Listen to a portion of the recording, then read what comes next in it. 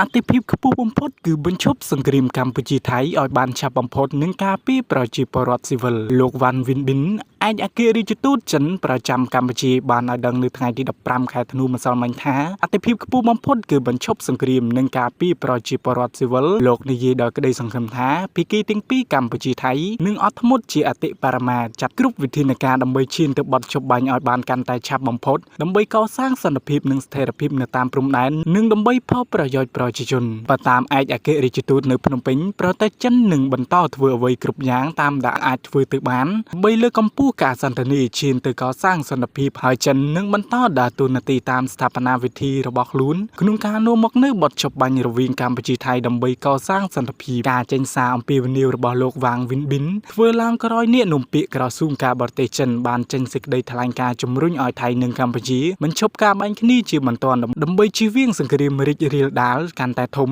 ដោយចិនសន្យាថានឹងចូលរួមសម្របសម្រួលដើម្បីនាំយកសន្តិភាពមកវិញតាមរយៈប្រតិកម្មនេះមហាអំណាចចិនសង្ឃឹមថាកម្ពុជាថៃបញ្ឈប់ការប្រយុទ្ធគ្នានិងបន្ថយភាពតានតឹងឲ្យបានឆាប់បំផុតអ្នកនាំពាក្យក្រសួងការបរទេសចិនលោកកៅឈិនគួនបាននិយាយថាចិននឹងបន្តដោយមើលឆន្ទៈរបស់ភាគីទាំងពីរក្នុងការធ្វើការឲ្យអស់សមត្ថភាពដើម្បីជំរុញការចរចាដើម្បីសន្តិភាពនិងដើរតួនាទីស្ថាបនាតាមរបៀបយើងដើម្បីនាំមកនូវបទចម្បាច់និងការស្ដារសន្តិភាពរវាងប្រទេសទាំងពីរ